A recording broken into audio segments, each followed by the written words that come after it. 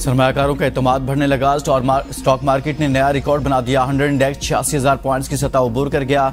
627 points का इजाफा। 100 index 86,291 points की नई बुलंद तरीन सतह पर ट्रेड कर रहा।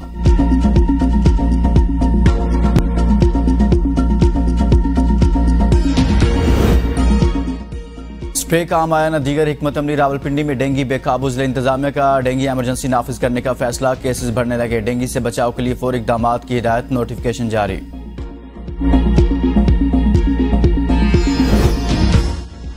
पीटीआई वर्कर्स के खिलाफ एहतजाज तोड़फोड़ के हवाले से थाना कोहसार में दर्ज मुकदमे का मामला। पीटीआई की 9 खवातीन वर्कर्स की जमानत मंजूर। दरखास्त जमानतों पर समात इंसदादी दहशतगर्दी अदालत के जज अबुल हसनात जुल्करनैन ने की।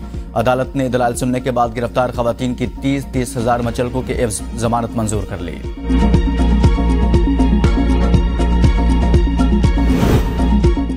बानी पीटीआई शाह महमूद कुरैशी, शेख रशीद अहमद, राजा बशारत, शिबली फराज, शेरी मजारी, जावेद कौसर, आरिफ अब्बासी समेत 500 से ज्यादा कारकुनों के खिलाफ 9 मई मुकदमात के समात। 14 मुकदमात के मुल्जिमान में चलान की नकूल तकसीम न हो सकी। फर्द जुर्म आयद करने की कार्रवाई भी न हो सकी। 14 मुकदमात की इंसदादी दहशतगर्दी की खुसूसी अदालत रावलपिंडी में समात। शेख रशीद अहमद अदालत में पेश।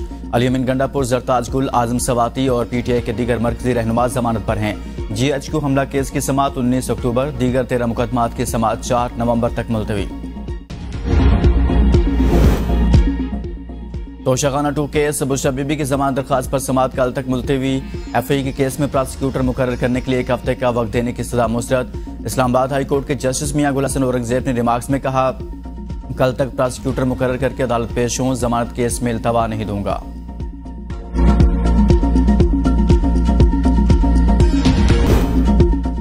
मुझे यकीन नहीं justice Mansoor Ali Shah supreme court के दीगर जजों को कंट्रोल कर पाएंगे। बिलावल भुट्टो कहते हैं, चीफ जस्टिस काजी फायजा और जस्टिस मंसूर अली शाह दोनों की इज्जत करता हूं।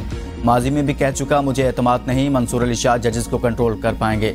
अदलिया ऐसा इदारा जो किसी भी इदारे में जाकर काम कर सकता है। पहली बार देखा एक चीफ जस्टिस अपना इख्तियार छोड़कर दूसरे जजेस के साथ शेयर करता है। हुकूमत चाहेगी कि आईनी तरमीम 25 अक्टूबर से पहले हों।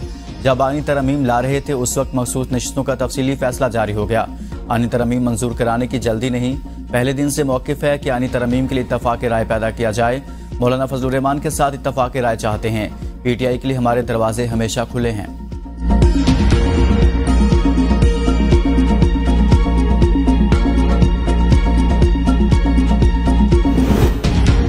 जस्टिस मंसूर अली शाह का नोटिफिकेशन आ जाएगा, इसमें कोई रोला नहीं। बाकी मामलात थ्रो हो गए तो आईनी अदालत बन जाएगी। ख्वाजा आसिफ कहते हैं कि आईनी अदालत की बजाय आईनी बेंच बनाना तो गुनाह बेलज्जत वाली बात होगी। आईनी तरमीम की जंग एक अलहदा जंग। आईनी तरमीम की बड़ी सियासी अहमियत है।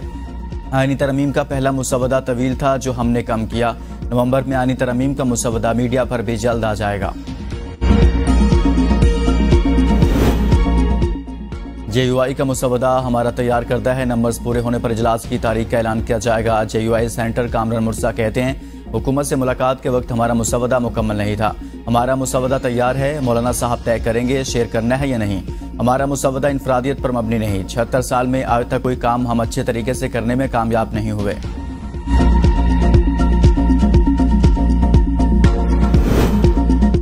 अलीमीन गंडापुर की एक बार फिर इस्लामाबाद पर धावे की धमकी। असम्बली से खिताब में वज़ीर आला खैबर पख्तूनख्वा ने कहा कि अगर आईजी को ना हटाया तो हम इसको हटाने के लिए इस्लामाबाद पर धावा बोलेंगे।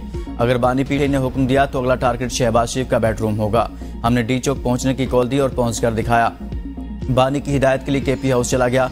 पुलिस और रेंजर्स ने वहां धावा बोल दिया। बानी पीटीआई ने वाज़ेह कहा कि हमारी फौज से कोई लड़ाई है, न फौज मुखालिफ एजेंडा। मुझे गिरफ्तारी का कोई खौफ नहीं। बानी पीटीआई के सपोर्टर्स को कंफ्यूज किया जा रहा है। हमारे लोग जबर का डट कर मुकाबला करते रहे। खैबर पख्तूनख्वा असेंबली अखाड़ा बन गई। तहरीक इंसाफ और पीटीआई पार्लियामेंटेरियन के हामियों में लड़ाई। दोनों जानिब से लातों, घोंसों और मुक्कों का आजादाना इस्तेमाल। अरकान उछल उछल कर एक दूसरे पर हमले करते रहे। एक गिरता तो दूसरा टूट पड़ता। शुमाली वज़ीरिस्तान से ताल्लुक रखने वाले एमपीएस के हामी एक दूसरे पर चढ़ दौड़े। छुड़ाने वालों को भी धक्के लगते रहे। ऑपोजिशन एमपीए इकबाल वजीर ऐवान में स्पीकर से बोलने का टाइम ले रहे थे। इस दौरान हुकूमती एमपीए नेक मोहम्मद के हामियों से उलझे। गालम गलोच के बाद मामला हाथापाई तक पहुंचा। अरकान असेंबली ने एक दूसरे को गालियां दी और उछल उछल कर एक दूसरे पर मुक्के बरसाए। असेंबली इजलास आज दोबारा होगा।